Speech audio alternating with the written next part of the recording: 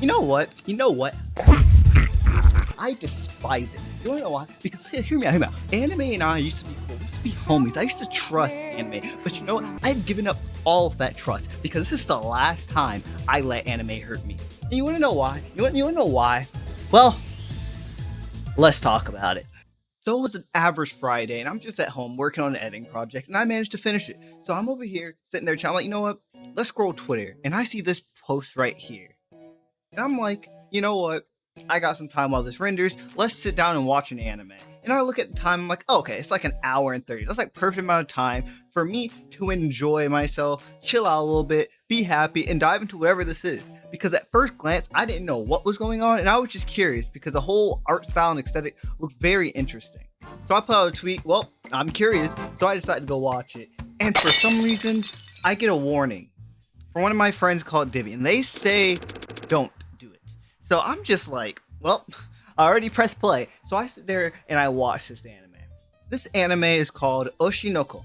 At first glance, I decided not to read the description of the anime. I scroll down on my totally legal website and I read the tags. And I'm like, psychological, okay, and a whole bunch of other stuff. And I was like, you know what? It can't be that bad. It's a little spooky, I don't mind. A little fantastical, whatever. I thought, okay, it's gonna be an interesting anime about a doctor and idols. That's cool, whatever. But then I started to pick up on something. There's this weird underlying dialogue about how being an idol isn't always out there to be, like you have to lie and it's about manipulating people. So I was like, oh, maybe it's a little spinning a little funny twist on the idol trope. And yes, that my suspicions were correct. But either way, my brain for some reason decides to not acknowledge any of that. So we go forward and our main character seems to be a doctor. He's just a normal, he's plain and simply just a normal doctor. But he has an obsession with this specific idol. This obsession came from one of his past patients who he created a deep connection with, who eventually passed away. So to carry on her memory, he decided to get into this idol and he eventually became a fan. But in classic anime fashion, if the character's introduced, they'll always be back. So we see that this idol ends up coming to his hospital and she has twins. So they have a nice and deep conversation on top of the building, and she eventually agrees that she wants to have the baby and she wants to live a happy life as an idol and a happy life as a parent. And as a good doctor and fan, he realizes, sure, let's get it done. I'm going to deliver these babies and they're going to be so healthy and I want you to live a great life. And everything's looking innocent so far. I was pretty much not really feeling anything weird. I was like, okay, I guess. Teen pregnancy, fucking, this is an MTV show at this point, whatever. Are you ready to have a baby? 大丈夫。自然分娩でいけるよ。 He goes for a little bit, and the doctor's seen outside. He notices this guy, and this guy ends up killing the doctor. And I'm like, whoa, where did that come from? Didn't expect that here. That's a plot twist. So that happens. I'm just like, man, if the doctor's dead, is going to be following this idol girl. She has stalkers, and she's trying to raise these two kids by herself. Because I thought they were going to do a whole romance subplot where the doctor and her end up getting together. Some weird anime shit. You know Japan. Fuck Japan. And then on the screen, it's revealed that he gets reborn as her child. I'm like, oh no, we're getting jobless reincarnation, aren't we? Now I'm over here, all the evil thoughts are going through my head. I tweet out, hey yo, what's going on? I need to stop watching this anime. And I'm solely confused. I'm like, oh man, he's about to try to plow his mother or some weird shit. But anyway, I'm already deep into this show, so I say, screw it. I'll get through this entire episode. I'm a man, I can do it. So I decide to make this horrible mistake in hindsight, and I end up watching this show. So going for it, I'm like, when is the weird shit gonna come in? But then the weird shit doesn't come, and I'm confused. I'm like, wait, this show is surprisingly wholesome. It just shows the struggle of balancing her idol life, her parenting life. The kids are a little bit funny, because, he has knowledge of his past life, so he's not a normal kid, so everyone kind of react to his weirdness. And then also the other twin, the daughter, is also a reincarnation of someone we later learn is the ex-patient of the doctor, but they don't figure it out to each other. But we learn that that's the case. It surprisingly becomes really wholesome. You see her go from being an idol to being a popular actress and blowing up, but also the doctor getting to acting and the daughter finally cracking her inability to dance, and her goal is to also become an idol just like her mother. And everything's looking so wholesome. Like, I'm genuinely enjoying this show and I'm excited for where it's going forward.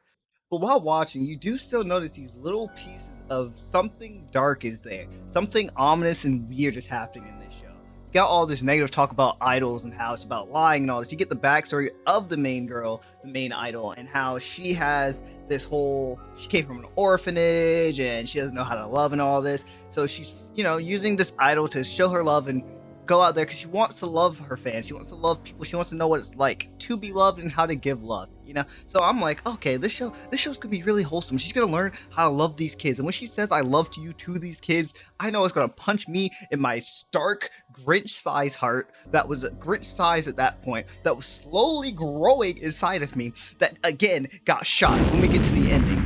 But then it happens. She mentions meeting her husband, and I don't know why, but I got immediately red flags. I was like, this can't be good.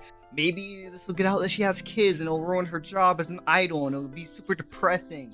Maybe something like that would happen. But no, this show said fuck me, and it ignored me, and it did not care about my feelings. Because we're getting to the end of the episode, we're in the latter half, and nothing super dramatic has happened yet. But then I start feeling weird. I start feeling that something's up, something's about to happen. We're near the latter part of the episode, so I'm like, something big has to happen to make this show kind of stand out and be a really good first episode, right? If this is an hour and 30-minute long special opening, they have to end off with a bang. And then it starts hitting my brain. I'm like, oh no, this can't be good. Then there's a knock at the door, and I'm like, oh god, what's gonna happen?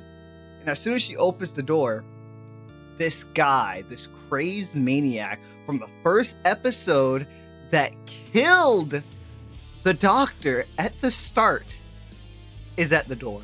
And in one massive instinct, the flashbacks start playing. The death flag flashbacks. If you watch anime or any form of media, when someone's about to die, you just get flashbacks of all their happiest moments. That hits. And then my brain, I'm like, wait. No.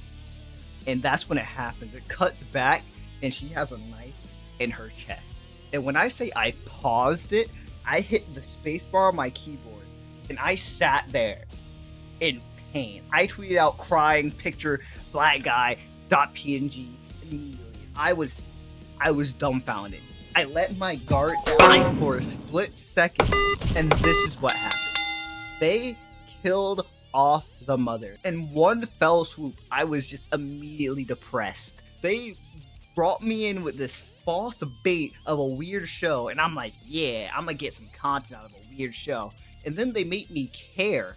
They gave me all these wholesome vibes, all these motherly great vibes, all this good animation, all this beautiful scenery and characters, everything. And then it grabbed me by the throat, strangled me, and stabbed me right in the heart. I, again, hate anime for doing this, because this isn't the first time I've been baited into some bullshit like this. The first was with Wonder Egg, and we all knew how that ended out, with totally not an OVA that I need to cover. But Jesus Christ, I genuinely started tearing up when this moment happened. And the crazy part is, this was my fault. I didn't listen to the warnings. I should have asked why I shouldn't have watched the show, but my dumbass was in too deep. So after this, she's dead, and we get this really sad scene of her explaining how she loves all of her fans, how she wanted to learn how to feel love and how to give love. And then the guy, this creepy stalker guy, oh, you're so lucky what's about to happen. She's about to happen to you because if not, oh my god, the thing's holding me right now. Comes up, and he's over here talking about, so you don't even know who I am. And then she remembers his name, and he's dumbfounded, and I'm dumbfounded because I'm hurting, because she says, even now, I still want to know how to love you, you creepy stalker guy. And I'm just sitting there like, bro.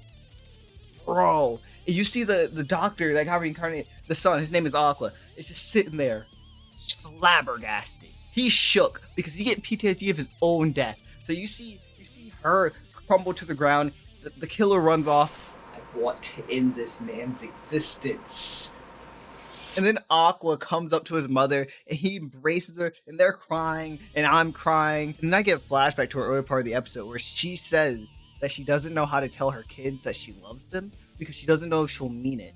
As soon as that memory in my brain ends, she's embracing her kids. The other kids behind the door are not seeing anything because Aqua didn't want her to see it because, traumatizing. And she says, I love you.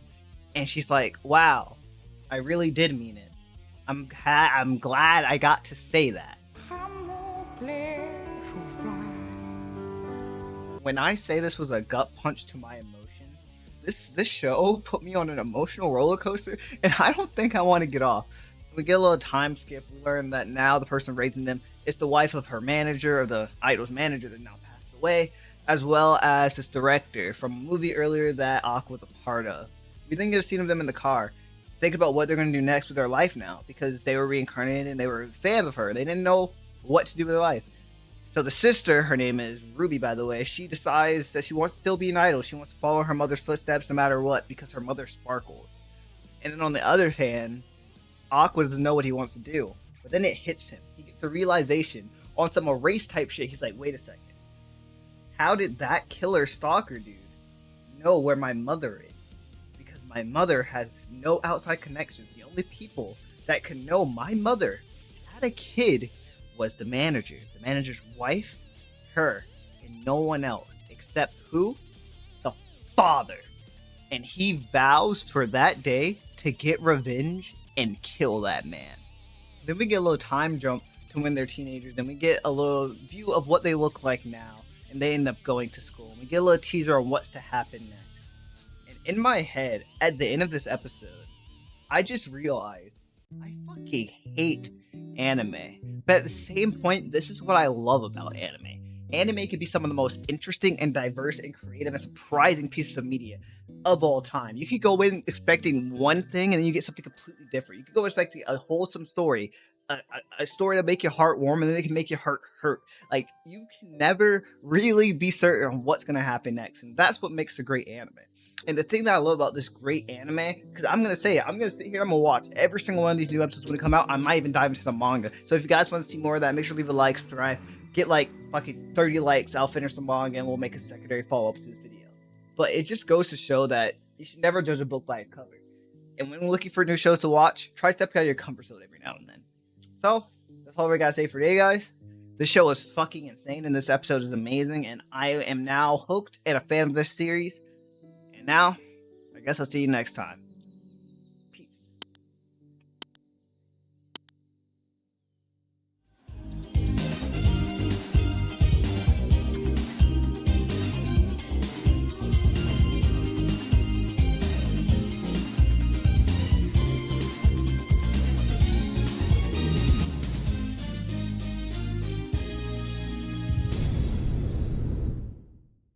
Was it on that beat? Oh.